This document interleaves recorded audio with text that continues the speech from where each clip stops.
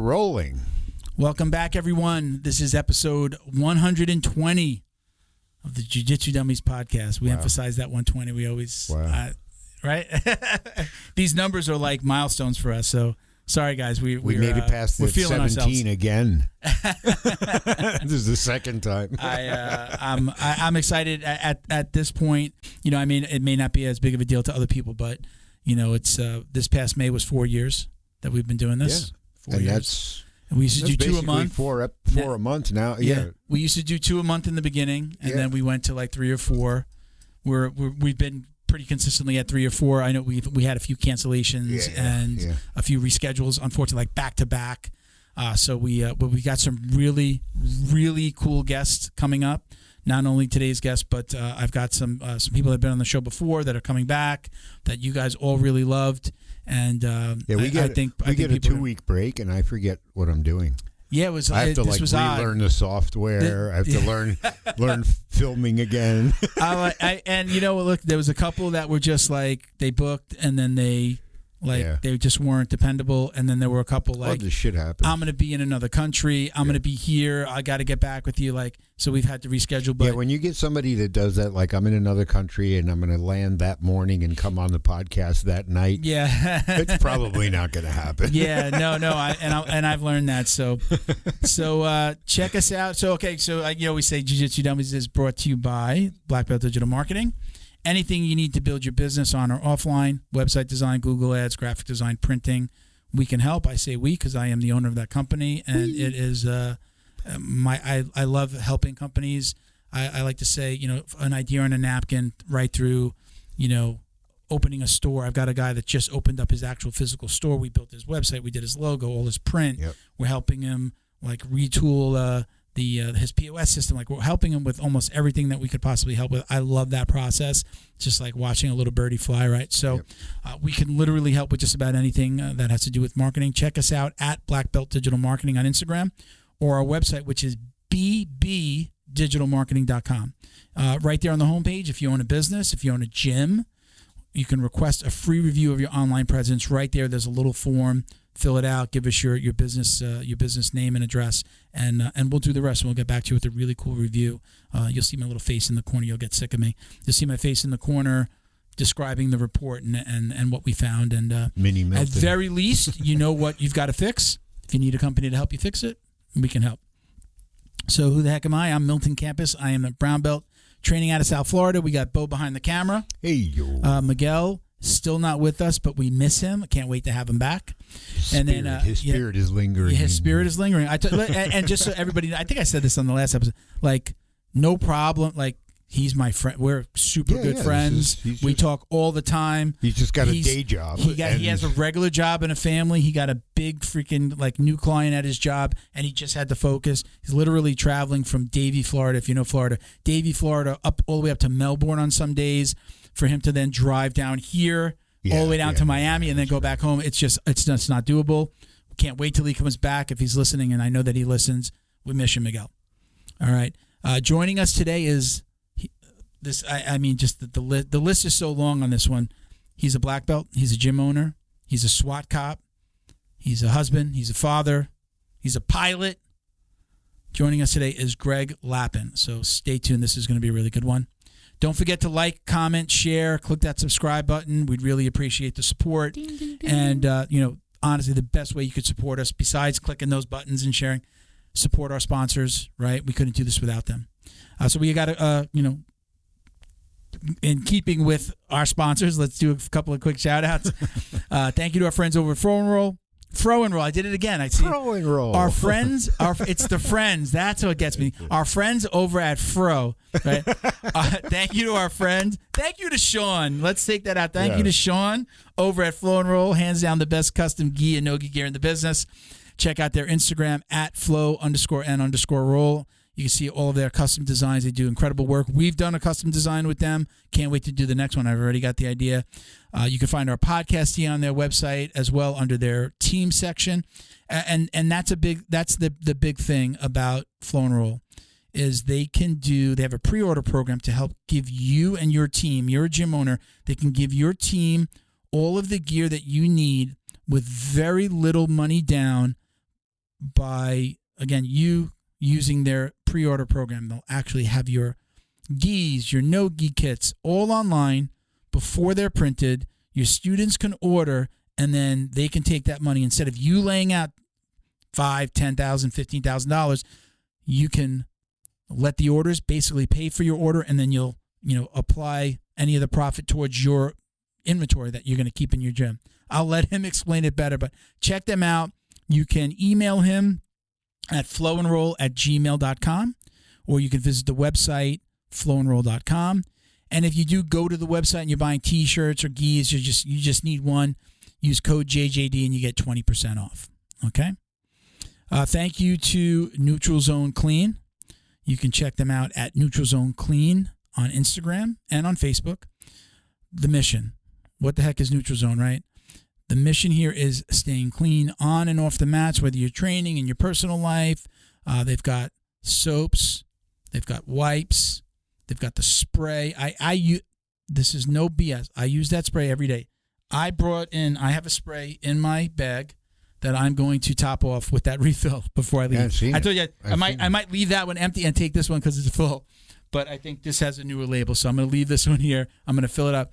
I keep the wipes in my car. I go out, I pump gas, I'm shaking hands with people, I get in the car, and it's not because I'm like, ew, those people are yucky.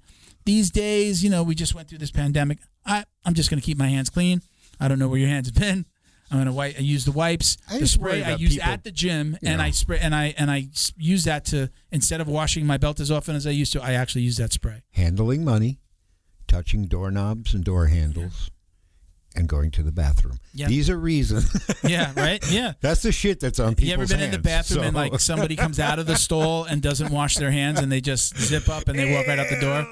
I'm like, that guy is touching something. That guy's touching the doorknob and now I've got to touch it. Like I'm the guy. Germ alert. Wash my hands, take the little paper towel, use it to open the door, hold it open with my foot, throw it out. Like that's me. My pinky's super strong, man. I can open any door with my pinky. I was like that before COVID too. This isn't because of COVID. No, anyway. My dad brought me up like that. When I was little, he used to tell me, he said, wash your hands after touching money and door handles especially. Shaking and again, for me, shaking hands. So I see somebody do this. And then they shake your hand. And I'm like, all right, I'm going to shake this hand because I know I got the wipes in the car. Scratch your ass. But check them out at neutralzone.com. So we're filming. This is the 27th. We're probably going to have this out like before the end of this week, before June 30th. But for the entire month of July, they're bumping up the discount from what's normally 15% to 20%. We're actually going to be posting about it online as well. So cool. Wait till July 1st. Get 20% off everything at neutralzoneclean.com. All right? Nice. Leo Optics. Love my glasses. All right? LeoOptics.com. You get 10% off with code JJD. These are bamboo sunglasses. I love these. Lionel sent us a few, more than he sent us like 5 pairs. I gave one to Bo. I thought these are the ones that I thought I lost, Bo. Yeah, a couple episodes ago, I'm like, I lost it. They were in the garage. I had somebody come over to pick something up, and I took them off and I put them down, and they match. Like the thing that I put them down on was like a cabinet that's in the garage. That's it. It's the same color. Like it's this brown like wood color, and I just didn't even see them. Yeah. And I found them, but now I've kept 2 of the glasses for myself. So we are going to give away. Waiting for like our next in-house guest. That's like that's actually going to come in for a visit, and then we'll gift somebody with one of the other Leo Optics pairs of glasses. But I love these. These are bamboo. They got the little red stripe there on the inside. Cool. Love these. Again, Leo Optics, 10% off with code JJD. And actually, Greg is actually, I heard his name a couple of times because he not only works with Leo Optics, but he also works with BioPro. BioPro is one of our newer sponsors. You'll hear more about them later in the show. But it was just like interesting. It was just like it just happened. Kept on hearing his name. Again, he's sponsored by Leo, sponsored by Bio, and happy to have him on. So let's leave these here. Yeah. Okay. Nice. And let's do. We got a quick unboxing to do. So we've got a new BJJ box. TheBJJBox.com. Yeah, right. What's in the box? This is a monthly subscription box. filled with usually 4 to 7 like jiu-jitsu, grappling, equipment, supplements, things like that, like, different gear and just little things that you're going to like. So we'll start out with the t-shirt. So we've got this month, it's actually a tank top. Oh, nice. Right? Nice. Very cool. BJJ mode. BJJ mode. It's funny, everybody at the gym that has a BJJ box, my coach is always saying, stop being a bear, like, kind of like, and like laying on somebody, holding them down, like using your weight and your strength. Yeah. He's like, let them work. So the guys at the gym are like, I can't wait to wear this to the gym. So let's go down a few things. I'm going to eat this as soon as we... What's that? We've got a Lenny and Larry's. This is a double chocolate chip cookie. Oh, man. I'm going to chomp down on these. These are plant-based protein cookies, right? So going to chomp down on that. Not junk food. Well, no, it's like natural. Yeah. Natural snack food. So we've got Doc Spartan, right?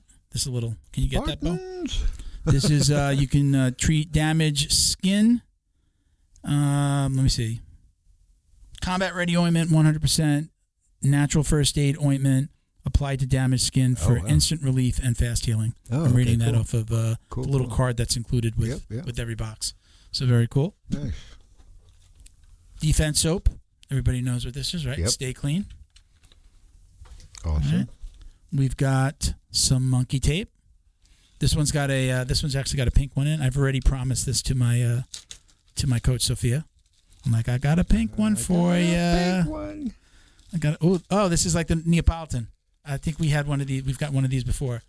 Neapolitan. Oh, neat. Pink, brown, white, and then the different sizes. So I'm probably gonna give her this back because I think I have 2 black monkey tapes from previous boxes. Cool. So very cool. All right. Everybody knows what tape's for. I don't have to explain that. So I use it. I use tape more for like if my fingers are cut. Tape. Like I have a little cut here, like from like I guess kind of like a hangnail on my thumb, so that's cut. Tape is what we used to listen to music on. Yeah, that too, right? So we also have, what else do we have here? This is kinesiology tape, right, Miguel? Miguel loves that. KT recovery. So this is actually a patch, and this says for swelling and inflammation relief. So I'm not 100% sure, but I think there's like something in it that's going to be interesting. What do you go like? What's the wording for that when it's through the skin?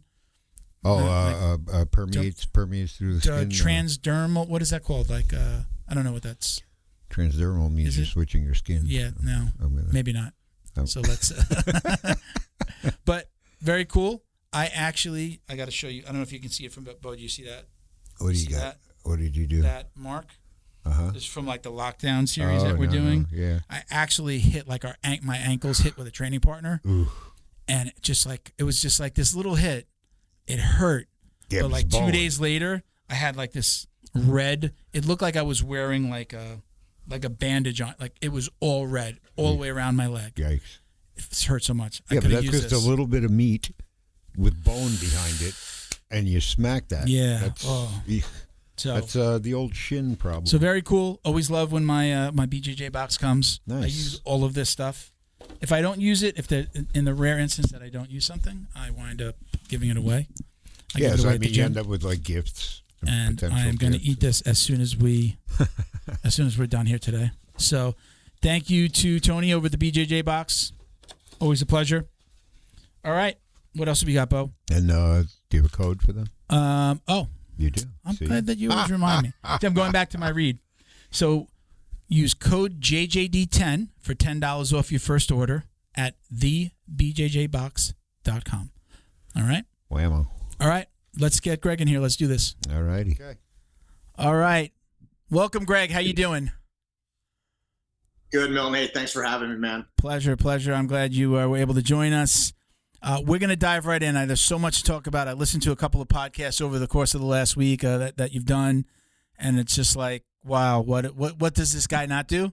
I'm probably the busiest person that I know, and I feel like I'm not busy enough when I listen to all of the things that you do.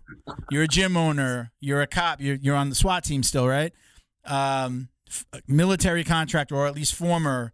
You've got a wife and 2 kids. You run Guns and Geese, right? That's you as well? Yep, correct. Myself, Craig. And because you had so much spare time, you've also become a pilot. Right, yeah, exactly. 3 times. I don't even know where you want to start, but let's just start let's do the obligatory, how did you find jiu-jitsu? Let's start there. Yeah, so it's funny, my jiu-jitsu origin story starts back in 1992. I lived in California for several years, and I went back. I moved back to the Northeast, and I flew back to California to go visit a buddy of mine that I grew up playing ice hockey and boxing with as a kid. And him and his brother put on these white karate uniforms and had these orange, long, goofy orange belts tied around their waist. And hey, we got to go to jiu-jitsu practice, And I was like, what is that? You want to come? I was like, sure. So I went with them, and I walked in this little nondescript building in Torrance, California. I walked in, there's these big green mats, just one big green sea of mat. And I'm like, this is weird. I don't know what this is. And then this kind of gangly, not really tough looking, just kind of goofy looking Brazilian dude walks in with a big black eye, and it was Hoist. And I met Hoist. I was 93. I would have been 15 years old. I've been 14, 15 years old. And I met Hoist, and I got to do a trial class there. It was the original Gracie Academy that my buddies trained at. And I spent a few days there, flew back to New Jersey, and never heard of or touched jiu-jitsu again. Did a little bit of wrestling in high school, got into Muay Thai, kept my striking stuff going. And then really in 2004, when I became a New Orleans cop, I realized I needed to really learn how to really grapple people. So I joined the local jiu-jitsu academy there, started trained sporadically on and off for almost 10 years because that's when I got into military contracting later on. So I was training between deployments or on deployments. There's always one guy on the team, and I just had one gi and a white belt that I'd bring everywhere with me. And I wore it for 8 to 10 years, sporadically training. Wow. Yeah. And then in 2013, I took an assignment in Abu Dhabi, and became some friends with some of the Brazilian jiu-jitsu instructors that they bring in to teach at the schools, at the military colleges, at the police colleges, and started training again really consistently, really hard under my original professor named Thiago Bravo, and trained every single day, 2 a day, started competing over in the UAE championships. And yeah, I just decided this is what I'm going to do with my life one day. Bravo, is that the Bravo choke? Is that the same person? Yeah, no, Bravo. Okay. Yeah, Thiago Bravo. Okay. Yeah, so yeah, Thiago's, man, if he's not a fourth, I think he's due for his 4th degree this year. But yeah, he's from Rio. He's originally a Braza guy. But what is that? What is Braza? Braza is one of the original teams. Okay. Down from Brazil, Braza. Okay. Yeah. Okay. Felipe Costa and stuff. They started Braza. So. Okay. Yeah. But yeah, then here I am. Fast forward, now I own an academy. And I wear pajamas every day. Yeah. It's not a bad life. No, dude, it's an awesome life, man. I only have pants and shoes on today because right from here I'm going to Swat stuff. Okay. I'm over here in my shorts and and bare feet. Bare feet. Yeah. It's I mean, the day job, I'm a marketing guy during the day. I own a marketing company.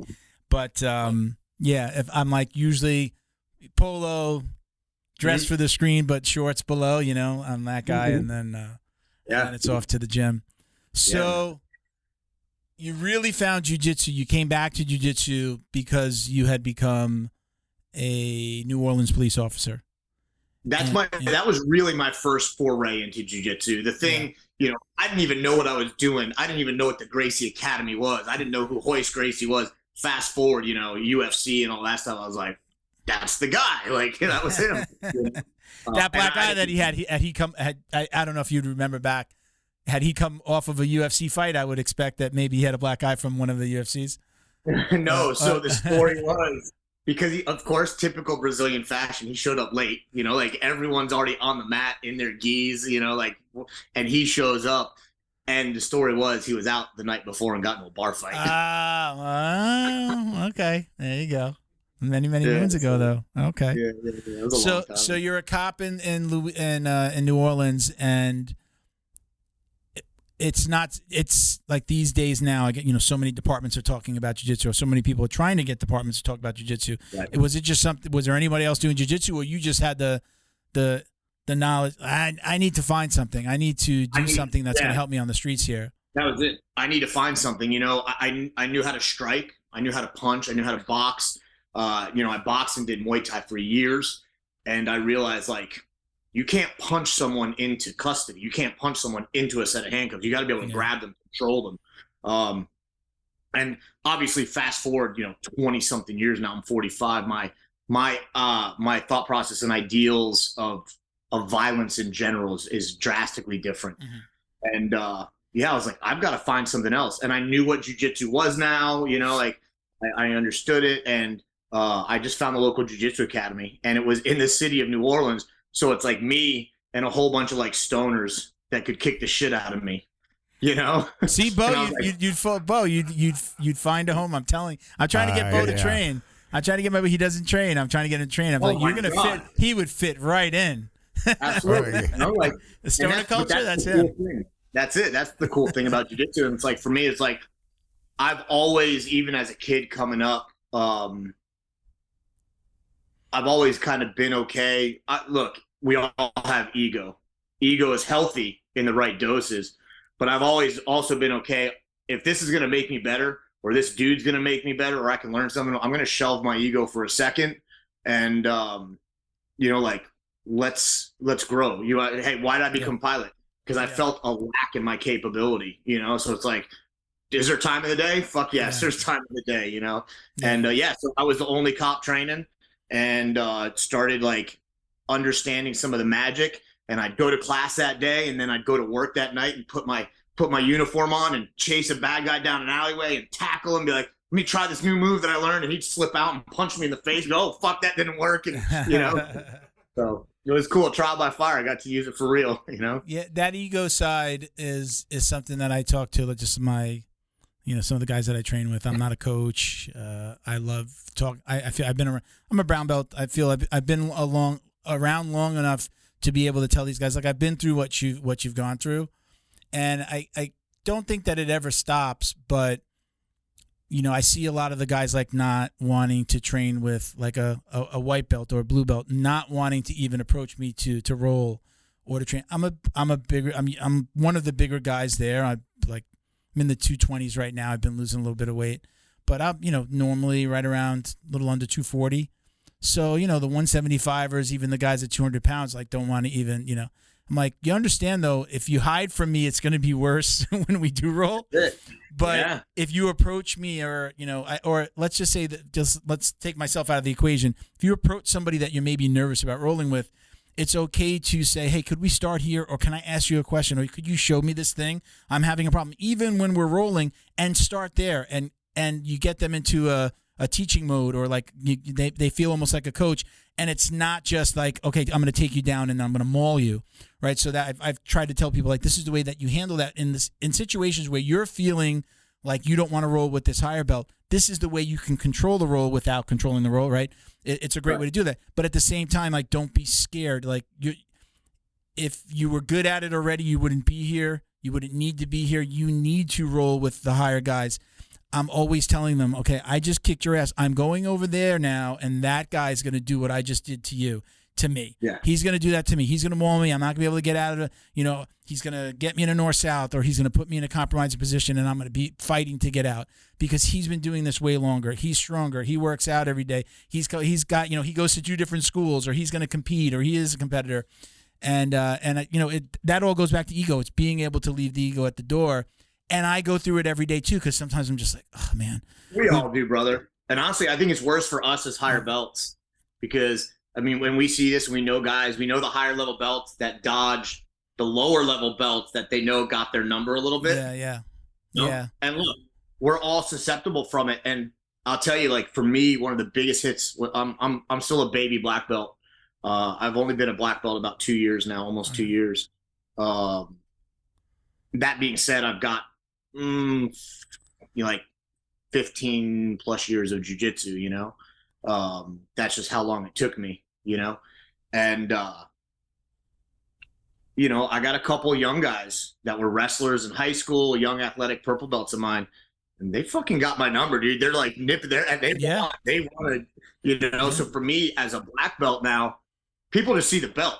They don't see the 45 years of getting broken and blown up and injuries and surgeries. They just see that black belt. And there are some days that I don't feel like anyone touching me, and there are days I'm ready to lock horns and fucking get down like 2 elk in a row, you know. But like not too long ago, one of my purple belts caught me. He caught me straight up, got me in an arm bar, and you know, it was a black belt tap. It was a black belt tap. You know, there's no one here. He's like looking around. I hope. And like, don't get me wrong. It was the end of the round. I probably tapped him 7 times in the first 4.5 minutes. But fatigue and athleticism is part of this game. And he straight up caught me. I didn't give it to him. I didn't let him work to it. I didn't be like, coach him through it. None of that shit. I tried to fight out of it, and he caught me. Yeah. And when I lined up all the students on the wall at the end of class, we're getting ready to bow out, I said it in front of the whole class. Hey, tonight, Jake tapped me out. He caught me. Yeah. It happens. And like, look, the first time I tapped my professor was when I was a purple belt. So what makes me any different than anyone else? You know, it's like, but you've got to show that ego. And it's hard sometimes, man, when these lower belts, big, strong blue belts that wrestled in college and stuff. And you're like, fuck, man. Yeah. You know, but you can't, like you said, you can't dodge it because it's going to find you one day. Yeah. I rolled with a fellow brown belt the other day, and you know, I started to rethink my life. He really took it to me. I sat, I grabbed my water. I sat on the side of the mat, and I watched him roll with my coach. And my coach is no slouch. He's a black belt under Cyborg. He's no slouch. And he had the same trouble I had with this guy. We were actually, you know, we focus right now. We're focusing very much on like a Z guard and lockdown like that. My coach is a big lockdown guy, so we like our advanced classes we do where like the white belts aren't there. Or we focus on all things like Friday, Saturday, Sunday. We focus on all things Z guard, lockdown, and he could the same trouble that I was having doing these things to the guy he was having, and I was just like, I'm like, okay, it's not me. That guy is just a tough. He's another. He's you know, he's trained under Cyborg as well, the brown belt, and I was like, okay, I don't feel so bad. Right. But there are really good guys out there. Yeah. You know? There's a young kid that trains. We used to call him. We had 2 Alexes in our gym. So one was the older Alex, and then this was little Alex. Little Alex came up in our kids program in the school, and little Alex isn't so little anymore. He's a man. He's 19 years old. Works out. His jiu-jitsu is very much on point, and a lot of times everyone is avoiding him. And I go up to him. I try to go up to him as much as possible. I should say as much as possible, as often as possible when I'm training, but like at least once a class. And I say to him, I go, it's time to take my medicine. And it's this, he's a purple belt, and he is my most difficult, I think he's the most difficult role there for just about anybody, regardless of belt. And it's a good ego check. But I'm learning more and more that, you know, there are the times that I avoided those same people. You know, who wants to go? I got to go to work in the morning. I want to go. I want to leave here happy and excited, not get smashed, right? So we all have those moments. But now I'm realizing I want to roll with the toughest guys in the room because it is going to make me better. And if at very least I'm focusing on not tapping from a guy who can dominate me, then it's a win. Because some of those guys that I mentioned used to tap me, and now they can't tap me, and then now it's going to turn to like, oh, I'm catching them again, you know. So yeah. I mean, again, all goes back to ego. I mean, it's hard. What do when you're talking to your students about this stuff? You mentioned like, you know, you lined them up and you told them that story. Do you when you're coaching these guys on an individual basis, you know, do you have these conversations about ego and really learning how to check it at the door?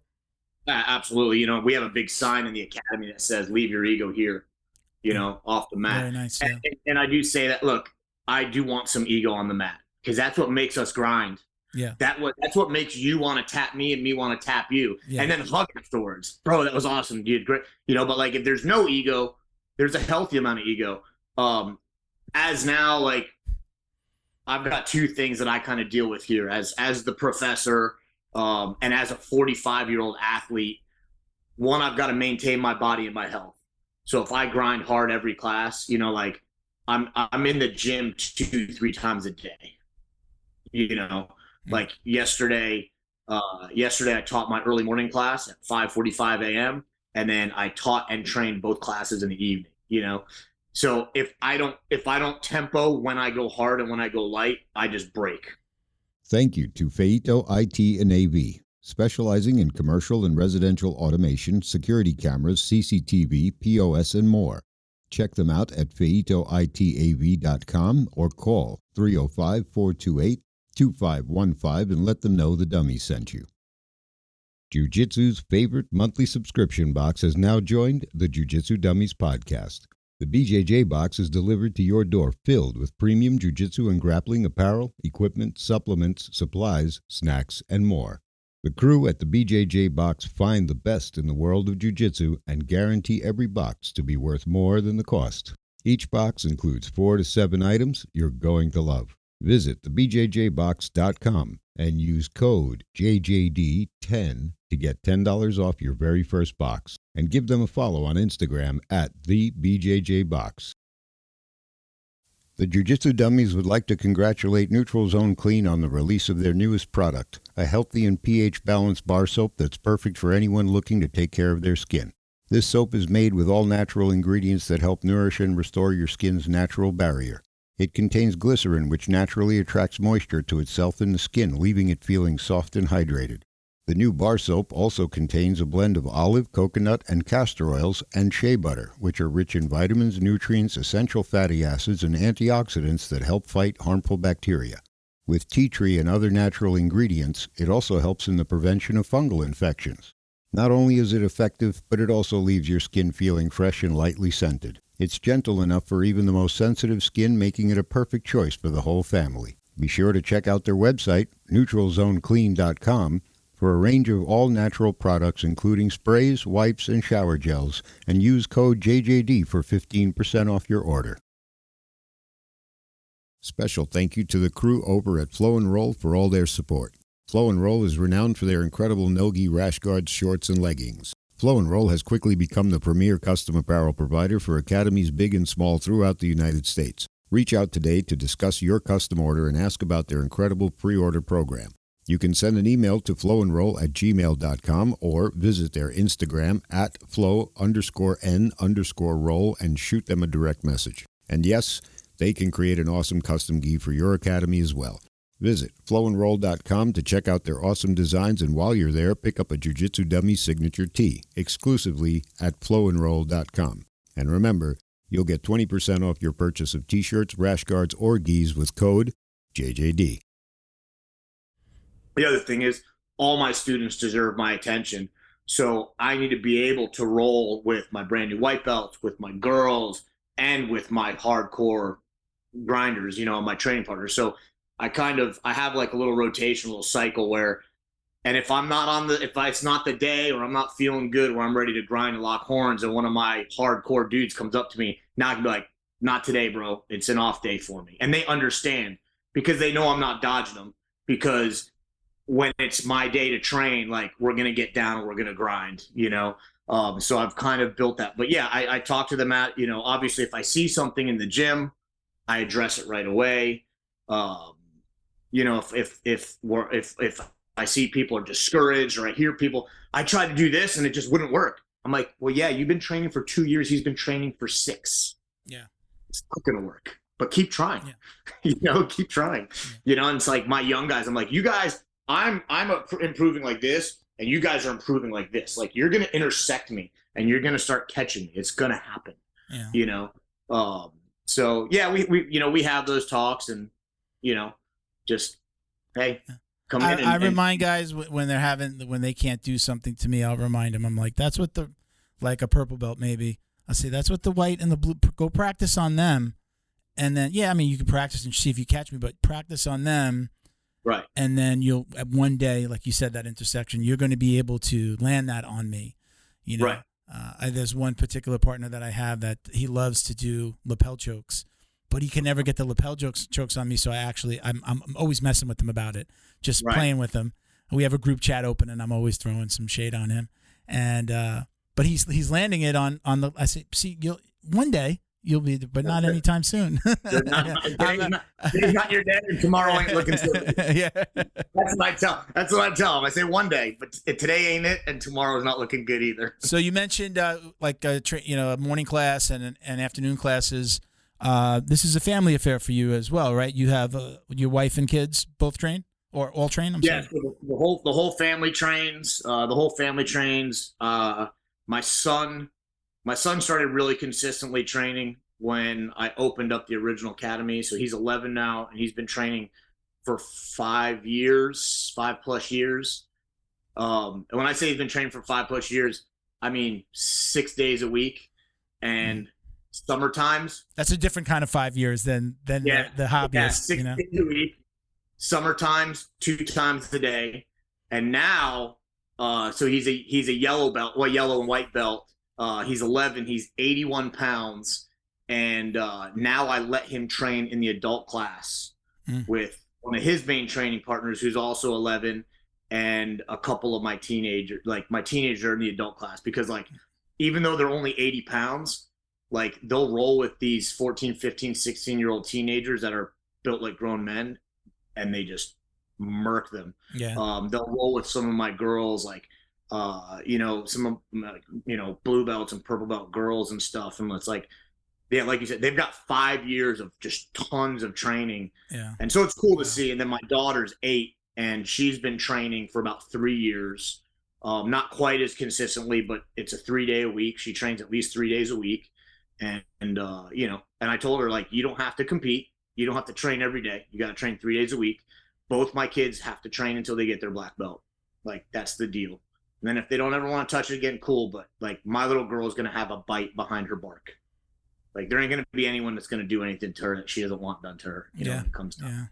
So, and how about your wife? Did you meet your wife? Was she doing jiu-jitsu already, or did she start after you met? No, yeah. She would not touch jiu-jitsu for, like, the first, like, 10 years that I did it, And, like, I bought her a gi, like, the whole, like. Been there. No, she started when we opened the academy. She started when we opened. Yeah, and now she loves it, and she competes and stuff, and it's cool. But yeah, it's a family. It's a family sort of thing, and, like, we have kids classes, we have little kids classes, we have bigger kids classes, obviously adult classes. We do women only classes. That's good. I built the gym out to where I didn't want to give anyone an excuse to not be able to train. So, like, a lot of academies, like, the professor has a full-time job and just only opens up, like, 3 nights a week, Yeah. Whereas, like, we're open, the only days we're closed are Sundays, and usually we do, like, an in-house open mat, even on Sundays. And then we have early morning classes every morning, Monday through Friday, 5:45 to 6:45, so people can get in before work. Lunch class every single day, and then evening class every single night, So no one has an excuse. Like, you can come train if you want to train. Don't tell me time's a restrictor. And it's cool. Like, our morning classes early. I hate teaching them when I have to. Fortunately, I have some coaches and professors now that do the early morning because they got to go to work too. But it's packed. We've got 20 people on the mat at 5:45 a.m.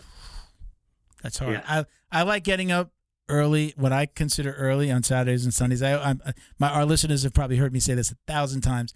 I'll go to bed earlier on a Friday night, after Friday training, actually, too. We do a no-gi, like just an advanced no-gi class. Saturday morning is no-gi. Again, really more like an open mat, but we do instruction and drills. That's at 9 a.m. I consider that early, but I'm in bed earlier on a Friday night than I am any other day of the week because I want to be ready for that morning open mat. I'm so excited about it. Like, I'm just like, you're prepped for I don't really drink anymore. I'm not like having a beer on a Friday night anymore, or even a Saturday, because we're 7 days a week. We're open, Saturday, Sunday, the open mats, no other instruction. But man, I love it. I love training in the morning. 5:45, I don't know if I could do that. I don't know if I can get up. I've never been challenged with that yet. I've never been at a school that had an early morning class like that. So I haven't been tested, but I don't know that I could get up and do that. And yeah, I just don't know if I could do that because that's a 5:45 class. I'm up at least at 4:45. Right. Got to have a coffee, a banana or something. Yeah, that's crazy. Yeah. I don't know if I could do it. Yeah, it's pretty early, bro. I mean, I used to teach it. I used to pretty much solely teach it, but now, like I said, I got a couple professors that train here as well, and they've got full-time jobs, so they like coming in and getting in, and then they spend the evenings with their family, and so they've kind of taken that over for me. Because like last night, I was here last night till 9 o'clock, after class and cleaning up and stuff. So I have some late nights here as well. I'm not eating dinner. I'm on full Brazilian time at night. I'm not eating dinner until 10. So gym owner. Now you're still a police officer. So I am now technically a reserve. Okay. Only duty is with the SWAT team, which is nice. Okay. So I don't have to work patrol. I don't put a uniform on anymore. Nice. My only duty is with the SWAT team. So I am one of their explosive breachers and senior assaulters. So I help manage the explosive breaching program. I go down like right today, like as soon as we finish, whenever we're done, I'm headed that way to our office. We got to do some explosive inventory. Me and my other guy built some new explosive charges we're testing out. So we're going to go put them on some doors on our wall and blow some doors up today. And so that's all I do. So, I handle the training. I attend the training, handle the training, the explosive stuff, and then obviously any actual like warrant service call outs that we have, I'm on call for that. And then I help teach at our training facility from time to time, whether it be like CQB, room clearing, house clearing, shooting, or I help develop the Brazilian Jiu-Jitsu program for our agency, which we have a full Brazilian Jiu-Jitsu program and mat room at our agency now. Did they have something before you, or did you help bring it in? I helped bring it in. One of my good buddies on the SWAT team. I call him my adopted blue belt. He technically trains under another guy about 30 minutes from me, but we're all really tight. And he and I've trained a lot leading up to his blue belt and stuff.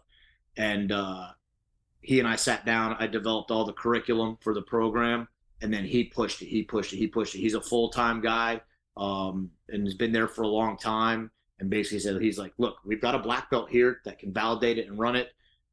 We got some certifications so that the liability was covered. We got one certification we weren't super happy with, and then we ended up going to C4C BJJ with Chad Lyman.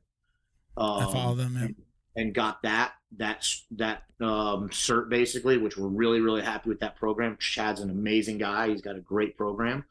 And so now in the academy, when the cadets are in the academy for 17 weeks, a minimum of 3 days a week, they have jiu-jitsu.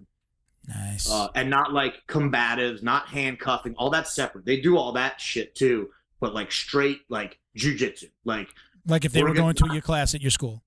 Exactly. That's got to the point where now my school, I have sign-in sheets for the agency where if deputies come to my school, they can sign in and get credited hours. Nice. From my academy.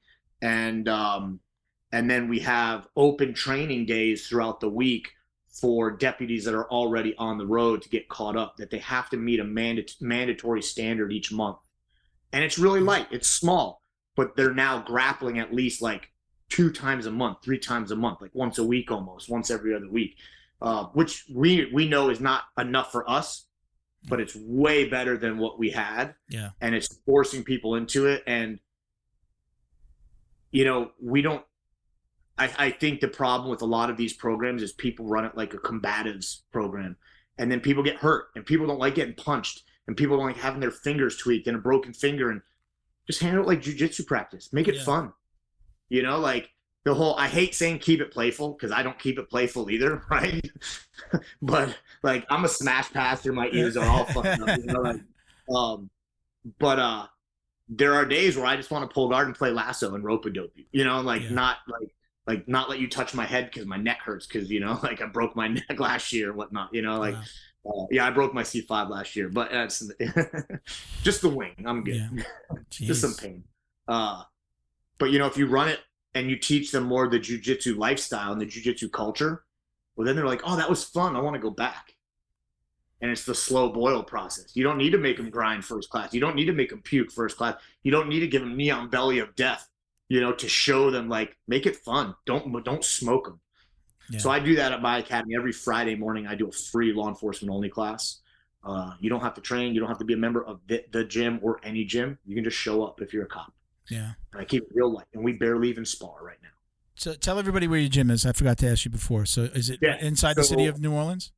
No. So I live on the North Shore of New Orleans in St. Tammany Parish. It's on the North Shore Lake Pontchartrain. It's about 45 minutes from New Orleans in a town called Mandeville. Okay. And it's Vita Jiu-Jitsu in Mandeville. Okay. And now I was also going to ask, has your jiu-jitsu program been around long enough where you're starting to see a difference in use of force situations or complaints? Are you seeing that? Yes. Yeah, and that is seeing that decline. It's the coolest thing for me, but it also validates the program because everything nowadays is on camera, and so are you guys wearing body cams? Are your officers? The road deputies do. Yeah. The road deputies do. And then, like, because it's a sheriff's office, we handle all the corrections, so the jail as well. Mm-hmm. And it's two different entities of the sheriff's, right? There's corrections and then there's criminal patrol. Yeah. But we get to see this on video.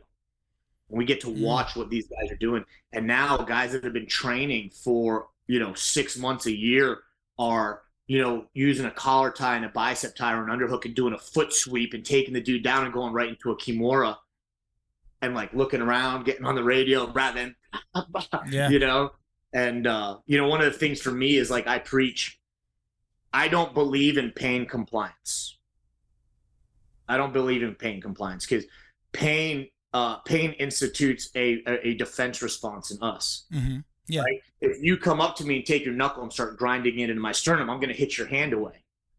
Rather than go, I'm not going to let you do that. Go, yeah, here, take my hand and put a handcuff on it, right? I'm going to push your hand away out of natural human response and protection. So, we see these videos of cops, give me your hand, show me your hand, show me your hand. And they're punching them in the back of the head. And all the dude is doing is covering up and trying to get away. Yeah. And I'm like, guys, you're causing that. Yeah. You're causing that. It's hard to watch. Those videos are very hard to watch. They're hard to watch, man. I'm like, just do, like, the deal. Like, when you have the power or the magic of jiu-jitsu, there are men out there, even at our level, like, there are men out there that when they grab you or make a grip or a collar tie, you're like, what the fuck just grabbed me? Right? Yeah. And, like, that's what I want. I want you to be able to grab someone and control someone to where you're not hurting them, but they're like, holy fuck, I can't move. And then you put them on the ground and you just settle, and it's like control. Hey, the control part without the pain compliance. Yeah. Exactly. I like the pain compliance at my gym when I'm rolling with my buddies. I still like that. For sure. Absolutely. Oh, man. Give them a little chin in the rib, a little knuckle when no one's looking. I got a thing from a buddy of mine called cotovelo de justiça. What is that? What is it? It's elbow of justice in Portuguese. Cotovelo de justiça. When you're in side control, you just underhook the far side tricep, like you're going for that far side armbar. I know that. And you turn your elbow into their sternum and just. Yes. I know that. I've been on the giving and receiving end of that one many times. Yeah.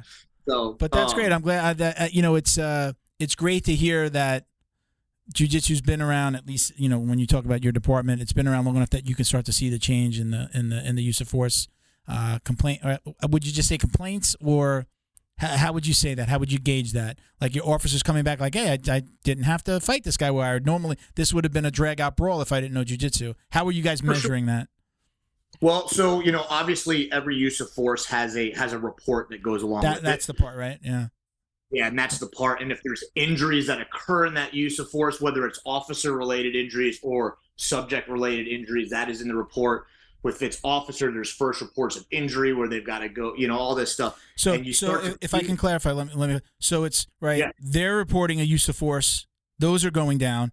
But then, like, public use of force complaints as well, right? Those would be are those two things that are measured, Like the public is, or are we just looking at our own within the police department? You're seeing less officers report use of force. Right. So the officers basically report. So, Okay. Say I'm going to make an arrest on a guy and he doesn't comply. And I end up having to take him down, physically put him in handcuffs. There'll be a report associated along with that arrest. And if there was any resisting of arrest, then that would be notated in the report. Also, if there's any injuries that occur in that arrest, that would be notated. Okay. Gotcha. So you can track like, hey, there's less injuries now, both to subjects and to officers. Hey, there's less fights. There's more control, and you can gauge that, and you can actually really track it. Okay. So let's talk about. There's a couple other things that make you, right? So we've. I don't know how much you could talk about this, but you weren't in the military, but you were a government contractor. Can you talk about what that? Talk about why you weren't in the military, and then talk about the government contracting, if that's okay. Yeah. So a part of it is right place, right time. Mm-hmm. The saying luck favors the bold as well. I was a New Orleans cop. Obviously, when you're a young cop, you do the patrol thing for a little while. But I was a young, aggressive, athletic, hard charging cop. So very, very quickly, I got pulled out of patrol and moved to what's called a specialized unit. And so I worked for like a non-conventional plainclothes kind of intelligence unit within the police for most of my time. I also worked narcotics for a long time. And I became friends with a former Army Green Beret who was contract. Him and I became good buddies. He lived right near me. We'd bring our dog to the dog park, and we started going and shooting and training together and working out together, and just became really good buddies. And he's like, hey, have you ever considered leaving and going contracting? And I said, well, I thought it was only open to special operations guys. At the time, it was early on in contracting days. And I was like, I thought it was only open to special operations guys. I don't have any military background. He's like, yeah, generally speaking, but he's like, you have a different skill set. And he's like, if I vouch for your resume, you'll get to at least go to selection. And he's like, if they pick you to go to selection, you don't know me. You don't mention my name. If we see each other, we don't know each other, right? You'll have to get through on your own, but I can get your resume at least in there and vouch for that. I was like, all right, give it a shot. So submitted my resume. I got asked to go up to a selection course.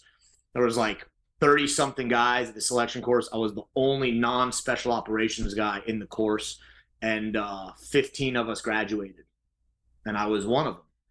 And it's just one of those things, like if you're not a special operations guy, a soft guy, a special operations guy, you're a shitbird, right? Until you prove yourself otherwise. And, I kind of always lived my life. I didn't want to ever give anyone the excuse to say, hey, Lapin's the weak link, So I've always held myself to a super high standard. I don't know if you can hear, she's like woofing in her sleep. Is that little girl trained? Is she like a... Yeah. So she's a service dog, and man, she's awesome. She's rad. She can climb a roofing ladder. Like, oh yeah, she fences like crazy. Do you use her? Is she okay? Is she not for SWAT stuff? Okay. Yeah, she's just my personal use. Yeah, she comes everywhere with me, and like she'll, she knows if I'm like starting to lose my temper or something, or have like a TBI episode, she'll like, because I've got traumatic brain injury as well from like explosions and blast over and breaching and stuff. So she'll like come and lay her head on me and stuff. And, she'll like, know. down. She'll feel it. That's awesome. right. Oh, wow, that's great. Yeah, but where was I? What we were talking? Yeah, I have brain fog too from that shit. Contracting. Contracting. You graduated. You were one of the 15 that graduated. Yeah. So I got into contract work that way, and just kind of made my stake on my reputation. Whenever any team that I'd go to, oh, Lapin's a cop. Fuck that dude. And then other guys who knew me or worked with me, but yeah, dude, he's like the most squared away dude you'll ever meet. Like, and I just made sure that I could outshoot everybody. I could out PT everybody. I could outfight everybody. I could outplan everybody. Like I'd sit up in my room studying at night and doing map studies so I could be so familiar with the area. It was like my own neighborhood while guys are out hanging out drinking. and I'd be sitting in my room. Did this take you overseas? Is this something that would take you overseas? Yes, and it took me overseas. So yeah, so I did a little over 6 months in Port-au-Prince, Haiti. During one of the coups there, we were supporting the presidential security team there, and then the U.S. Embassy and USAID. That was for a company called Triple Canopy. And then one of my team leaders was a former Army Delta guy from the unit, and I ran into him between deployments one time, and he was working for a classified program at the time for the NSA, and asked me if I'd come work for him. So I went over and worked for the NSA for a little while on one of their clandestine classified programs over in Iraq. And then, you just kind of meet people. You build your reputation. I did a little bit of, I did a couple of years of anti-piracy work around Africa, Yemen, Somalia area, and did some stuff in Egypt, did some stuff down in Central South America, did some kidnap and ransom stuff down in Central South America, wow. And then worked as a mentor advisor for 4 years in the United Arab Emirates. And that's kind of about where I hung up. Is this all before you got married? Some of it was before, and then most of it was after. Oh, okay, all right. It's like yeah. It's a tough life when you're. I would imagine. I've never been. Yeah. There. Yeah, I was gone a lot. When I was in the thick of it, I was gone 10 months out of the year. Wow. Yeah. So, yeah. But it's it's part, I don't do well idle. Yeah. I don't do well. I'm looking at my list, and I keep on, I'm rethinking my entire life. Like, what am I doing? I can't nap anymore at 3:30 in the afternoon looking at this resume of things. We're not even through everything yet, guys. Just so the listeners know, we still haven't talked about guns and geese, and we really haven't gotten into how you became a pilot. But go ahead. BioPro will change that, bro. Oh, yeah. Well, let's talk about BioPro. BioPro, I haven't started taking it yet, but they are officially a new sponsor of the show. I'm waiting for my package to come in the mail. Tell me more about it. Tell me why I'm going to love it. So, like a lot of things, I took it with very, very skeptical eyes. Yeah. And I would take a nap every single day, like clockwork, at about 2:00. That's me. I needed it. Yeah. I needed it. And that was hampering my strength and conditioning program a lot, because that was like my really only time to really work out. So I wasn't doing a lot of strength and conditioning. I was just doing jiu-jitsu and taking a nap every day, groggy. So I got introduced to BioPro, started taking BioPro, and about a week in of taking it, I woke up one day out of bed, and I was like, I don't feel groggy. Holy shit. What is this? Yeah. And I was like 2:00. I was like, I'm going to go take my nap. I don't need a nap. I'm ready. Let's go lift. I'd go out in my garage, and it completely changed it. So I don't take naps anymore, short of if I get called out for a squat roll at 2 a.m. and I'm up till 5, I'll take a nap that day, but I don't need daily naps anymore. Wow. I got a ton of energy. My strength and conditioning program now is 4 or 5 days a week. I'm lifting. I'm keeping more muscle mass on. I've moved all the year before. I fought down at lightweight, and now I'm not fighting at middleweight. So I'm back at a healthier weight for me, about 180, 182. Yeah. And the best thing for me about BioPro, and it wasn't even something that I recognized right away. I was talking to a buddy of mine after about 8 months on it, 8 months on it. And I used to have weekly traumatic brain injury episodes.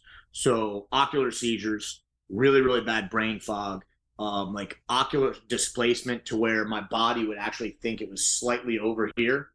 And if I'm walking, I'd catch a corner or a door frame or something. And I haven't had any. I haven't had any now in a year. I did a week-long training operation where we were doing a lot of explosive breaches, and I had a little mild one toward the end of that, just from getting some blast over pressure on my brain.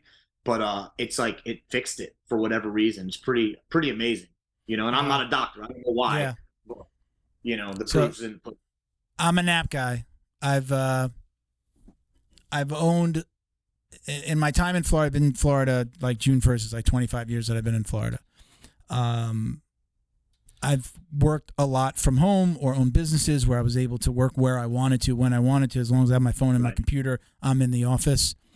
And usually, even when I was in an office, I'd lock the door, turn off the light, and take a nap around 3:30. But it's not laziness.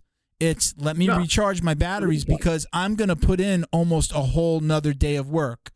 That's right. Like whether I, get in the office at 8, 9 o'clock, work, lunch, work to like 2 or 3 o'clock, take that nap. But I'm going to work more and or go to the gym and do jiu-jitsu. So in my mind, I'm again, jiu-jitsu a couple hours, and then I'm going to go home at night. I did it last night. I went to jiu-jitsu, came home, protein shake, took a shower, went down, and I put in about 2 hours on the computer. So it was for that. I'm going to, even when I'm not that tired, I was taking the nap knowing what the rest, I'm going to put in just about another 8 hours where most people are going to get off at 5, sit on the couch, have a glass of wine, have a beer, veg out, watch their phone, watch Netflix for the rest of the night. I'm doing a whole nother day. Again, this is where my stuff doesn't even nearly seem as difficult as your list. But, I'm like, okay, I'm going to get in front of the computer again, but I need to go to jiu-jitsu and or weightlift. So that nap has just been part of that. I would love to not take that nap. I would love to not have to feel like I need to take that nap. So I'm definitely looking forward. So I'm hearing lots of good things. I know Tom DeBlas is a sponsored athlete.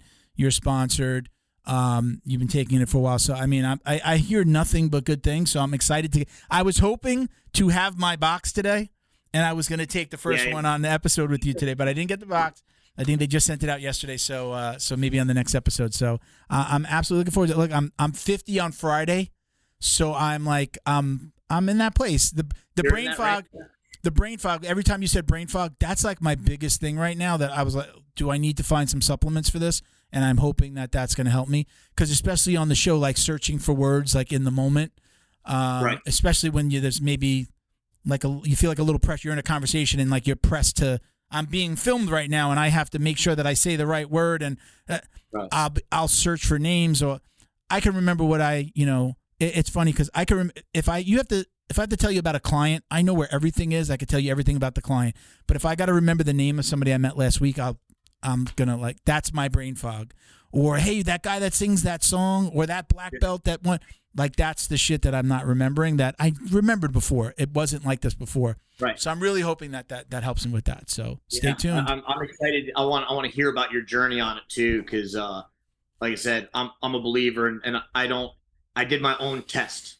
My own, anecdotal testing on it. And I took it for several weeks, and then I came off of it for several weeks. Really?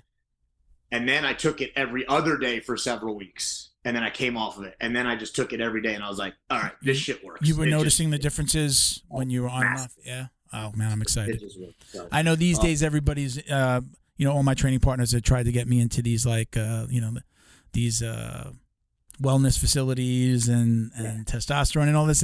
And now I'd taken some steroids when I was in my 30s, and it definitely, I wound up having a heart attack 6 years ago. A lot of it I relate back to that time, and it wasn't a huge period of my life, but, I took HGH, I was taking D-ball and Winstrol and stuff like that, right? So I've said, I'm never going to, inject anything into my body again. And then this thing came along and I'm like, yeah, this is it just sounds perfect for me, So I'm excited to get again, my listeners know I've been like, oh man, everybody's trying to push me to do this and that. And I'm just like, I'm not ready. I'm not ready. Got the okay from my doctors, from my cardiologist and my doctor, but I've again been dragging my feet on it. And then they approached us and this came up and I was just like, all right, let's give this a try. And again, I've heard nothing but good things, so I'm glad that you're telling me. Yeah, it's all natural. It's a natural thing. It's not synthetic. And I haven't noticed any negative side effects. And I'm on testosterone therapy, and I say testosterone therapy because there's a difference between doing cycles where you're stacking stuff, and I've been on the same amount of testosterone from my doctor with regular blood work for 5, 6 years now. Okay. When I was about 38 years old, I thought I was ill. Like I thought I was actually like sick. I thought I had a disease or something. I got like whacked, just super, super tired. No motivation, irritable, cranky, grumpy, zero libido, the whole 9 yards. And I went and started getting blood work done, and my testosterone was in the low 200s. Okay. And that's just a lifetime of cortisol and getting, being out in the heat and stress and adrenaline and all that stuff. So my doctor put me on some stuff, and I've still been on it. But I feel good, man. I train jujitsu 1 to 2 times a day. Not always hard, sometimes easy, but I'm always moving around, even when I'm teaching and just coaching. And then I do my strength and conditioning program probably 4 to 5 days a week.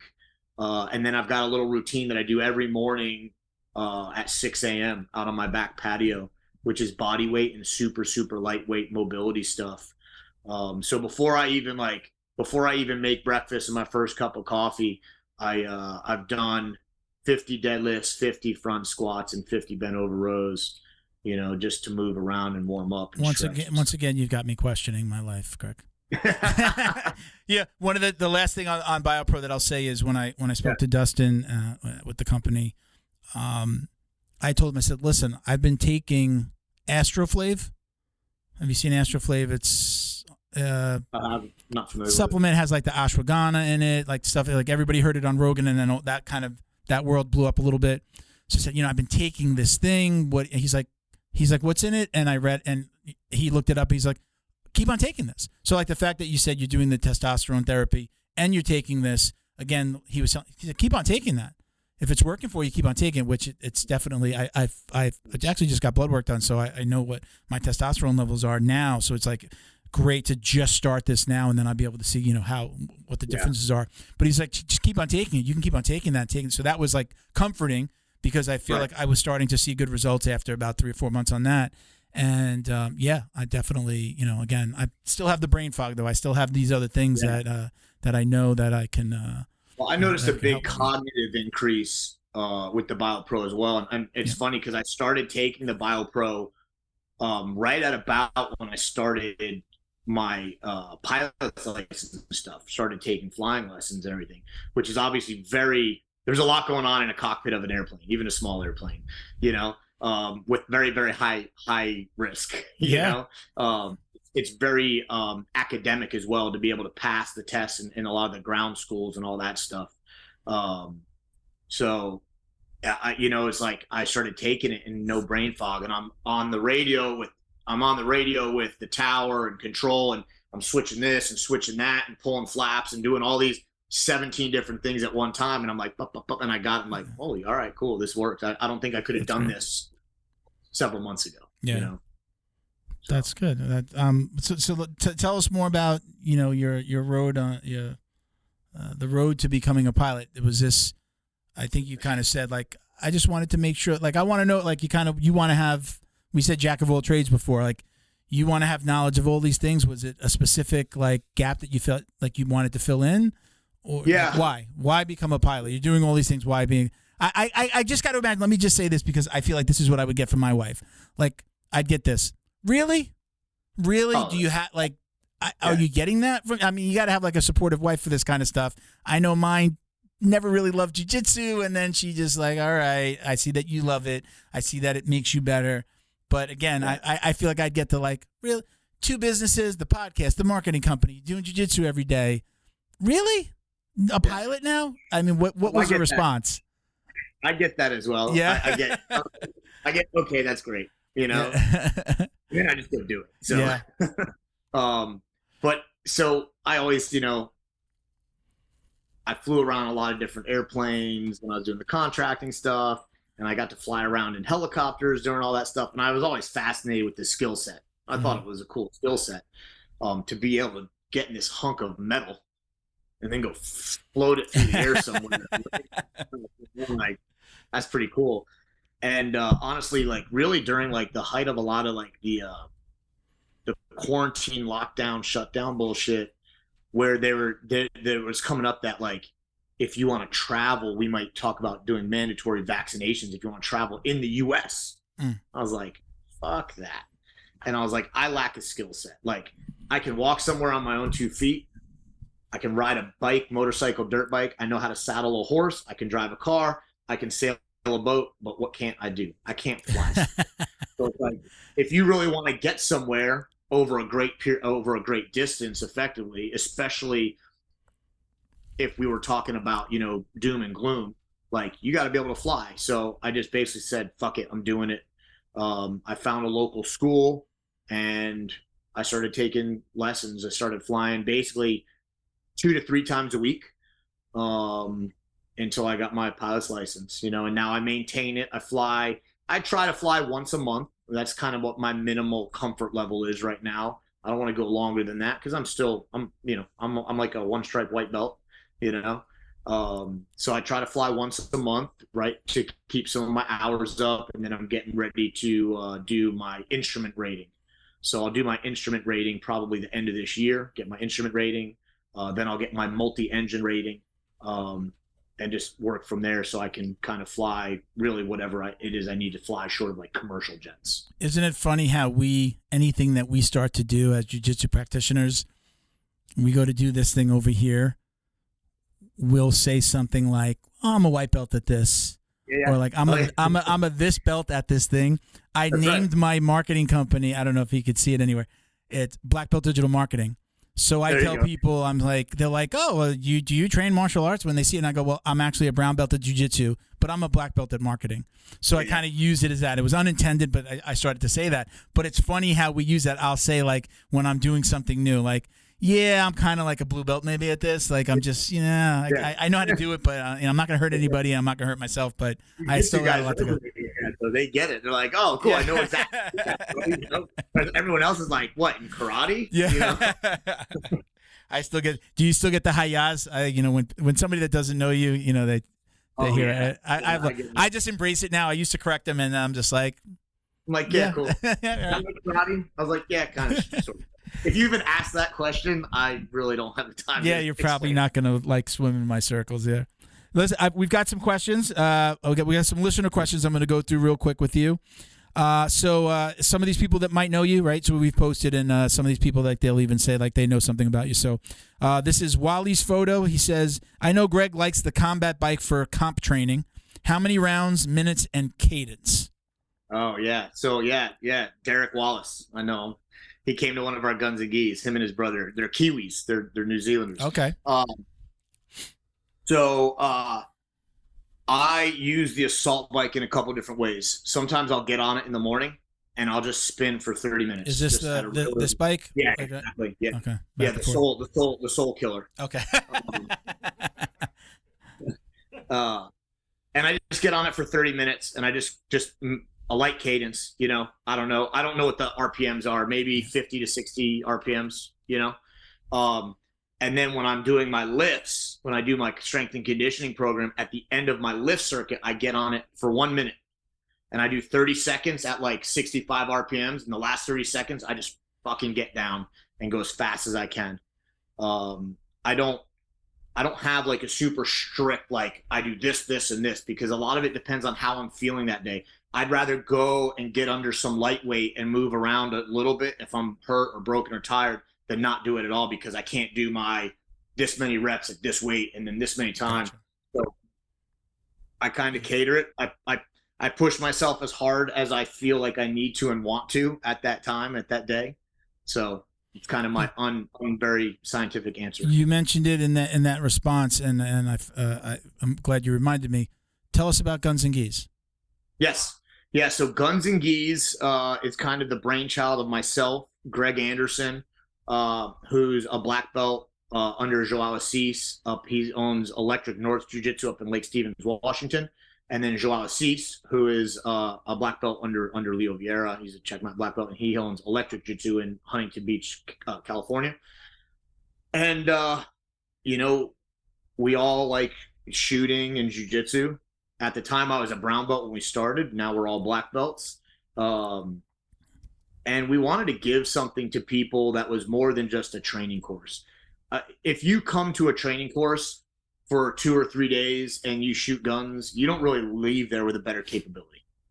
You leave there with some knowledge, but you're not better really at shooting. Now you have you have a baseline to go practice and get better.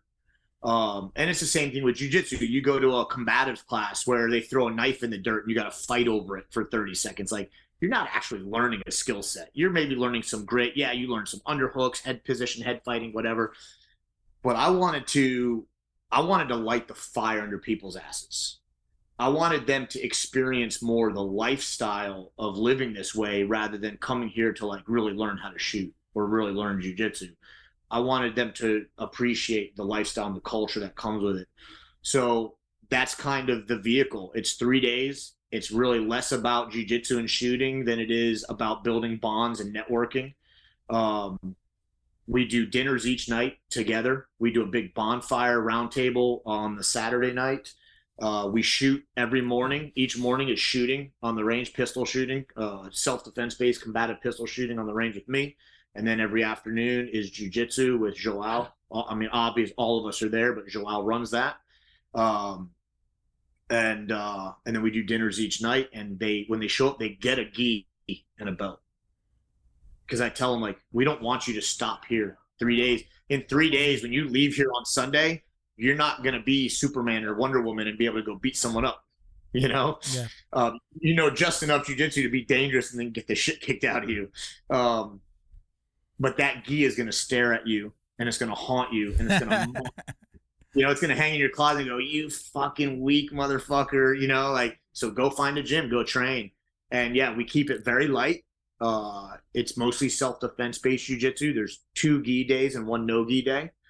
And we want people to train, like go join a gym after this. And we talk about that. And a lot of them do. So it's awesome. We see a lot of our students that are now getting their blue belts and stuff, which is super cool. That's awesome.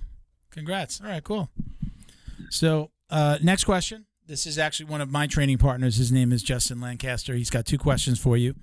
He says, most rewarding aspects of owning your own jiu-jitsu gym. And he wants to know, I know that he and his wife, I hope it's okay for me to say this, they're thinking about having their first child. So his second question is, most important tenets of being a good father. Oh. It's the heavy one. That's the heaviest question today. Yeah, that's a heavy. You might get a tear on that one, bro. I've turned into a total pussy in my older age. I fucking cry all the time, dude, after kids. Most rewarding aspect of owning an academy, for me, I love training. But teaching and watching the light bulb go off in other people's heads and watching it enrich their lives, watching people that may have had anxiety or people that have, PTS or been attacked or anything and watching that confidence grow. And now, like, I've got people that are like, family of mine that have been training with me for 5 years. And so that's really rewarding, watching people grow and watching their skill set grow and their confidence grow. Tenets of being a good dad. I joke around and say I'm not really that good of a dad. Like, I'm a C+ dad, your kids will be safe with me. They won't be in danger, right? And they'll be fed and they'll probably learn some choice words. Lead by example. Really, being a dad for me is like about leadership, and it's like leading by example. Follow through with whatever you say you're going to do. Don't have empty promises, empty threats, empty, I like that one. You got to balance. For me, I'm not the fun-loving, super compassionate dad. I'm like, I told you to go do this. You don't get to do anything until that's done, I parent old school. My kids, if they misbehave, they go get smoked out in the backyard. Like, there's some rules and they know, like, all right, hey, go put your shoes on. It'll be 9:00 at night. Why was this not done? Go put your shoes on, go hit the fences, suicide sprints until I say stop, but at the same time, I've learned to kind of like balance compassion too, and then they'll come in and I'll give them a hug and say, hey, I love you. But you knew I told you what was expected of you, and you knew the repercussions, right? And you didn't do it. So I'm not mad at you, but you got to understand, like, things have to get done. Mm-hmm. So I don't know if that really answered his question. No, I think that does. I think he's collecting data. Yeah. He's collecting data. It's not the first time he's asked me. He approached me the other day and was asking me about the same subject. So, Yeah, I've done the lead with an iron fist, and I've also been like, you know what, go talk to your mom. Yeah. I can't deal with this. You got to balance that for sure. You have to balance that, and like different kids are different as well. My son's very different than my daughter, and if anything, like I wish this is for him. I wish I was more lighthearted and more fun. I wish I could be that way. And I wish I enjoyed the time when they were little more. Because when they were little, I was still kind of in the thick of contracting and being in and out of war and stuff. And then I come home and there's this little thing that I'm like, I don't know what to do with this thing. Like it's crying and like, like here, take it, And honestly, like I held a lot of like resentment to myself and got depressed because I was like, I'm a fucking shitty dad. I don't even want my own kid, But as they get older, like now I'm like full force into it. Like I fucking love parenting my kid. I have a stepdaughter that lives with me that I've been in her life since she's 10. She's 19 now. My 30-year-old daughter, who I didn't get to raise on a daily basis. Me and her mom were not together. I moved to Florida when she was 5. I came to Florida to work, and I was supposed to go back. Fell in love with it. All my friends started to move down. People that I worked with, and I call them friends now. And even my sister moved down 3 months after me. She had a job lined up even before I was coming. So I never went back, but then it was just like her visiting and me visiting and mostly her coming down a few times throughout the year.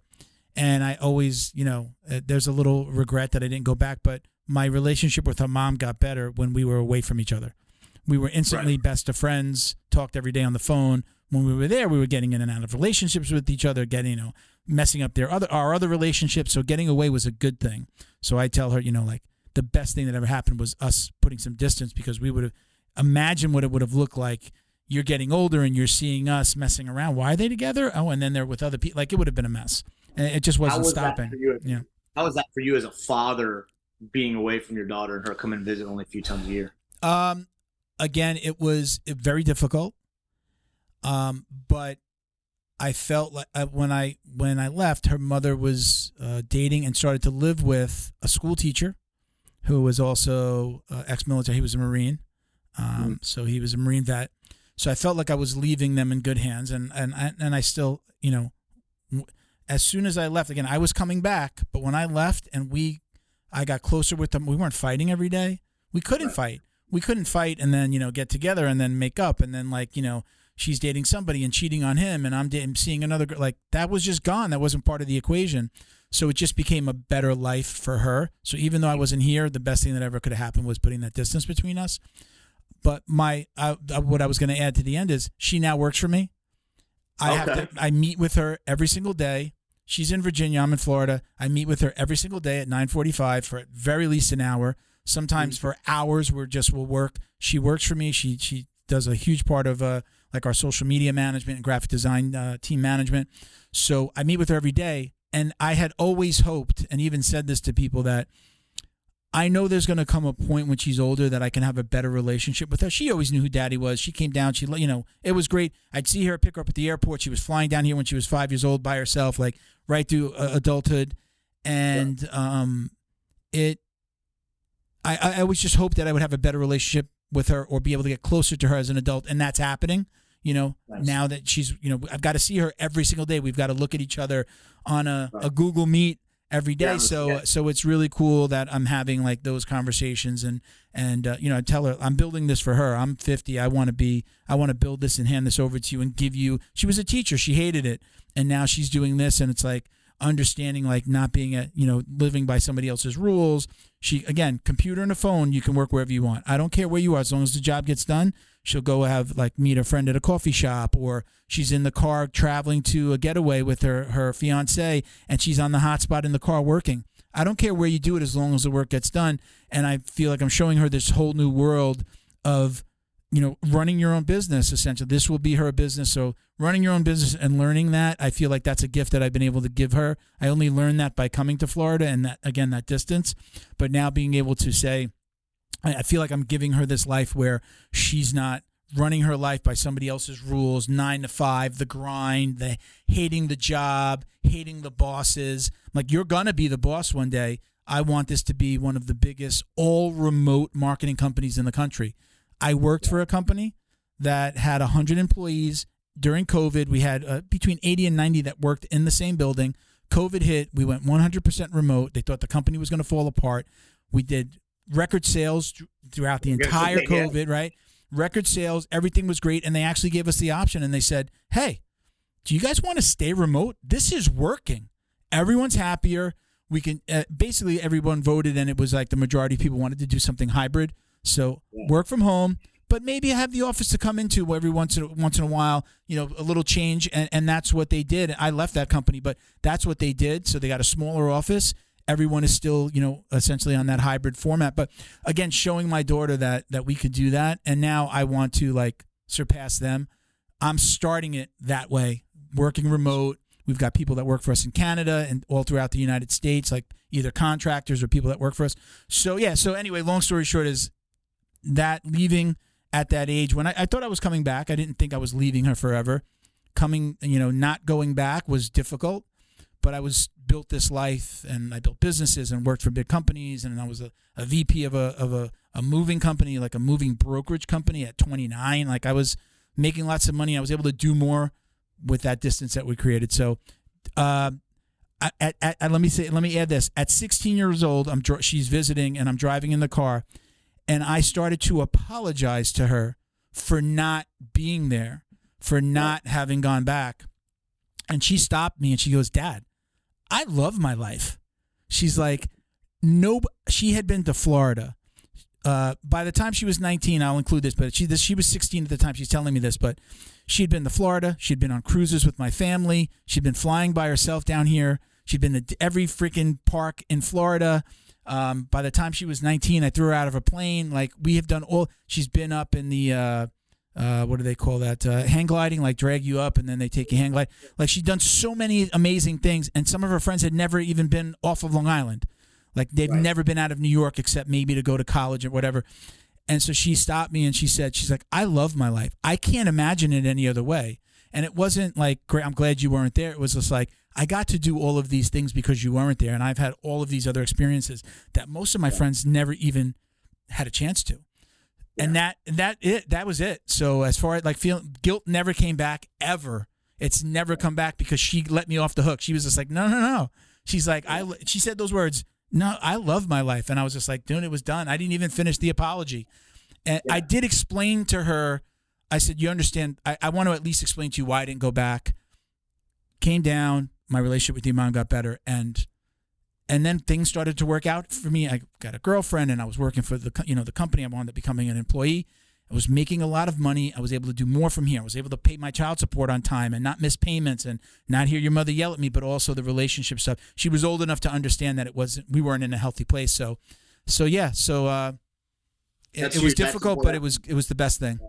Yeah, that's important as a father. That's good to hear, man. I'm glad to hear that. Yeah, man. It was I again, fast forward, she started working for me last year. She's 29. I keep on saying she's 30. She's going to be 30. My sister corrected me this week. She's like, she's 29. You can't say a woman's 30 when they're not 30. She's exactly 20 years younger than me. So I turned 50 and she's there. So she'll turn 30 in October. But yet it was all worth it to now be giving her this thing.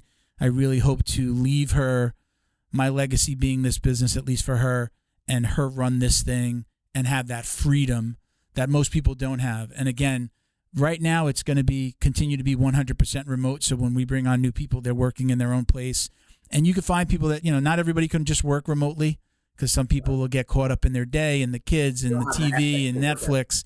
You've got to find the right people that can do it. But I think so much of the world is doing it now that it's just, my first marketing company, I never told anybody I worked from home. I would hide it. That was over 10 years ago. Now I'm like, they're like, oh, where's your office? I'm like, well, actually I work out of, immediately I work out of the house. I do have a remote office that I can go into when I need to meet clients, but I'm working at, I'm in my home office, and it's just so normal now. And like, okay, I don't lose any business because of it. And it doesn't hurt. So, okay, enough about me. let me get to my next question, and then we're going to do the rundown. So, is there a specific, this is the Nimble Yeti. He says, is there a specific program or system you would recommend to supplement training specific for LEOs? So as far as like a specific system that I think is vetted and out there, curriculum and backed, in my opinion, the C4C PJJ system from Chad Lyman is the most comprehensive system for law enforcement. It's very, I mean, Chad's a black belt, long time black belt. He's a long time cop, so he knows both sides. All of his instructors are cops and black belts as well. So the cadre that come down and run the courses, like, know what's required of the job and understand grappling. And then it's primarily wrestling and jiu-jitsu based, but then it also does involve weapon retention for your gun, but very different from what anyone learns in an academy, right? It's all jiu-jitsu based. It's all about elbow control and kimura grips and wrist control. And then there is some striking, basically striking or defense of striking to get into a clinch and gain control. I think that's the most comprehensive. Like, if he's asking about a specific system that's already vetted and out there that cops can go to, or agencies can bring C4C in, agencies can bring them in. They'll go, the agency can host them. And yeah, just saw those legs fly across. That's adorable, man. Well, so you so C4C, what was it again? C4C? I know I follow them. It's like C4C operators or something. Is like the Instagram handle, at least. I think. Yeah. Is that the handle? Yeah, C4C operators. Chad's. I think that's Chad's personal Instagram. Okay. And then he's got a C4C PJJ. All right. So PJJ, Police Jiu-Jitsu. Yeah, that's if they're looking for a program for the agency or for him, if he's a jiu-jitsu guy and they want him to start teaching, in my opinion, that's the best program out there. There are a lot of people utilizing another program that's been around for a long time, that's widely well known, that I think is a Ponzi scheme and a money grab, because you cannot ever train jiu-jitsu, and if you take the correct videos of yourself or you go to their little 3-day training, you're now an instructor. And Chad doesn't do that. Chad doesn't do instructor certificates. He basically certifies you as level 1, level 2, level 3, level 4, level 5. If you're a level 5 guy, you're a black belt and you can teach. If you're a white belt that just started training and you continue your training, you're a level 1, but you're not an instructor. Level 2 is like, hey, you've been a blue belt for a while and you're a cop. Cool. Level 3, you're a purple belt. So I kind of like the way he does it. And it, again, for me as a cop, I don't teach guys guard work. Yeah. I don't even teach cops sweeps, to be honest with you. I teach them how to frame and fight back up to their feet and wrestle up, because I don't want to promote people being on their back. I don't want to promote people being on their back. I want to promote wrestling up and being on top, or creating distance. So I went to a seminar where, it was to train cops, and it was eye-opening. And I think, again, you said this before, that I think I realized at the end that it was more about showing officers who don't train jiu-jitsu, like, look, there's this thing that you need. And I think a lot of them walked away with less like, oh, now I'm going to go do all of these things on the street, because you've only been, training those things for 3 hours. But for me, I was like, oh, wow, this is great. Oh, I didn't realize. Oh, look, when I'm in the Kimura, or if I'm in this position, if I use my leg to block the arm, okay, that's how you cuff somebody. Okay, but I'm not cuffing anybody, but it was interesting, and I wanted to give it a look. But I think it was more about getting them to actually seek out training on their own. You're talking about something where it sounds like, right, with C4C, are you fly out to him, and are you there for a few days? Like, this is a larger program? Is that what they do? Yeah, so his level 1, I think it's a 5-day program, if I'm not mistaken. It's a week-long training. Okay. But they'll come to your agency. Your agency can host.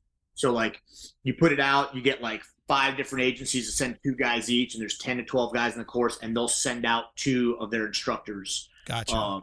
And run it. Oh, yeah. That's awesome. Okay, so you don't have to. You're not going to them. You don't have to get a. Yeah. Oh, very cool. Okay, so we're gonna start to wrap things up. We're gonna do the drill down real quick. I know I got you here for like over an hour now, so I don't want to keep you all day. One thing real quick before Sure. you do the drill down. So Chief David Marsh commented on the Instagram post, and he asked a smart ass question.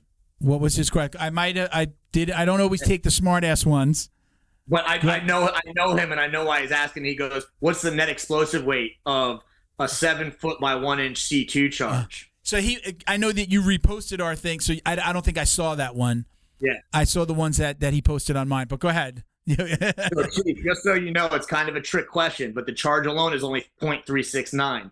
But you need a slip-on booster, 1/3 slip-on booster. You need det cord. You need a blasting cap. So it's 0.639. Smartass. There you go. Asked and answered. All right, Bo. What time is it? The drill down. There we go. Okay, so these are, like we said before, these are common questions that people ask. So we'll jump right in with gi or no gi. Gi. Okay, takedown or pull guard. Depends on how my neck's feeling, but I'd rather take down foot sweep or outside single. Okay, music during rolling, yes or no? Yes, Hashio Naish. What is that? Brazilian band, awesome Brazilian. Yeah, band. okay. The next question was music preference. Yeah. Okay. I listen to like a lot of old punk rock. Like I'm an old punk rocker. Okay. But yeah, in the gym we listen to Ohapa. Okay. Which is another Ohapa or Hashio Naish, the Brazilian. Okay. Bands. Do you watch jiu-jitsu and MMA? Are you watching tape? Are you watching UFCs? Are you watching WNOs? Are you that guy, or is it like I'm consumed by this at work? I'm not watching it when I get home. No, I watch. I'll watch a lot of the bigger IBJJF stuff, flow grappling. WNOs. I don't really watch MMA anymore. I don't watch UFC. One, I'm up too late. I'd rather be in bed. And two, I don't want to deal with all the dudes at Buffalo Wild Wings wearing the Affliction t-shirts. I used to be that guy before I trained. So yeah. I was that guy before I trained. Big tigers on my shirts. Right, yeah, fake affliction shirts. So ultimate goal as it relates to jiu-jitsu. What is your ultimate goal as a gym owner and a black belt? I think ultimate goal is keeping jiu-jitsu real, for one. That's important to me. Jiu-jitsu cannot turn into commercialized karate and taekwondo like it did here. My co-host, who's not here, Miguel, he's on a little hiatus. He says he believes that there's going to be like the I love kickboxing, I jokingly call that dance fighting, where like a group of women hitting the back. He believes that jiu-jitsu is going to get there where you'll be doing moves where you don't ever touch anybody, and it's going to be like that watering down. It's already happening a little bit, and obviously there's all levels to this. And I know that there are gyms that grind way fucking harder and have more killers than my gym. But we grind hard and we spar hard and we spar every class. And we'll have visitors come from other academies, from other states, come drop in. They're visiting. And we had some blue belts and purple belts and be like, oh, you guys start on your feet? Yeah. You got to be able to take the fight to the ground. Yeah. Like, even if you want to pull guard, like, you start on your knees or you sit on your butt. No, stand up, bro. Pulling guard's an art too. So you want to pull guard, cool, but I'm going to make you pull guard, and I might pass on the pull. I might just tap your foot across and pass on the pull. So you better be a good guard puller. So yeah, so keeping jiu-jitsu real is super important for me. And then just, not even in jiu-jitsu, but being the best black belt or professor that I can be. And I don't even mean my jiu-jitsu skill set, but that's definitely part of it. But just trying to I'm very upfront, I'm very honest, maybe to a fault. If there's a problem, I address it right away. People don't ever have to worry about what I'm thinking because I'm just going to tell you, good, bad, or ugly, But that kind of brutal upfront honesty is important for me, and I think it sets the culture of the gym. And very cool. So our very last question, most important question that you're going to get all day. Do you all day, right? Do you or do you not wash your belt? I do, but like super, super occasionally. Sporadically. Super, yeah. Super sporadically. So I say now I don't wash it as often as I used to, but I actually spray it with Neutral Zone. We have a sponsor. I don't know, you can't see it over there. We have a sponsor that gives us some you could like personal disinfecting soaps, So I've used that now and I spray it, so I'm not washing it I would wash it every night. I would still technically washing. I guess I'd throw everything in the wash. I just throw everything right in as soon as I get home. Maybe now once in a while I'll save like 2 gis, like I'll let them dry, but then take 2 gis and throw them. But I was throwing it in the wash every single night, and I caught a lot of shit for that. But I still want it clean, but I definitely don't wash it every day like I used to. I have 3 black belts. I've got my original black belt that I got promoted with, and that's what I wear daily, every class. It's on 3 times a day. I have my comp black belt that I know is the right size, the right length, the right weight, no frays, that doesn't ever get put on other than in competition. And then I have a black belt that's just kind of it's like a nostalgic, very, very special black belt to me. And that's what I kind of, if I'm traveling to visit other gyms or traveling to coach or teach or do a seminar, that's the belt I bring there just because of what it means to me. So my daily belt that I wear daily, that will get washed every couple of weeks. All right. I lied. One more question. What's nostalgic about that one belt? Belt? I guess just the circumstances that it was given to me, so. Can you share, or would you not? You don't want to share? Yeah, no. Okay. All right. Keep that. That's my one secret. That's good. That's okay. Inquiring minds want to know. So thank you so much for joining us. I want to give you a minute to shout out any of your sponsors, say hello to anybody. This is your time. Yeah, no, I really appreciate it. I love doing this stuff. If this inspires one person, yeah, man. I feel like what you're doing is all worthwhile. Having me on, this knucklehead here, is all worthwhile. When we hang up with you, man, I'm going to go do some push-ups in the other room. Yeah, right. I don't do push-ups, bro. I don't push anything. Everything's pulled for me. Everything's pulled. But I mean, really, sponsor-wise, it's the same as you. BioPro, and I say sponsors like I don't make a living off of any of these guys, but I've connected with really good people in the industry that I like supporting. So if I can help support, and if a guy uses my code for Leao sunglasses, I get a little drop in the bucket. If a guy uses my code for BioPro, I get a little drop in the bucket. So not that it's changing my lifestyle, but it's supporting good products and good people. And those sunglasses are the most badass sunglasses out there, in my opinion, and the BioPro really works and all that stuff. So yeah, there you go, man. You got it. Yeah, you can get them dipped with your rank and stuff. I love these, man. My favorite. Yeah, no, they're badass. So yeah, no, I appreciate you having me on, and yeah, man. All right, bro. Thank you very much for joining us. We got to do it again. Like I said, don't hang up. We're gonna come take a couple of pictures and then we'll let you run. But I appreciate you doing this, man. It's been a pleasure. Thanks, man. Appreciate it, brother. Jiu-Jitsu's favorite monthly subscription box has now joined the Jiu-Jitsu Dummies podcast. The BJJ box is delivered to your door filled with premium jiu-jitsu and grappling apparel, equipment, supplements, supplies, snacks, and more.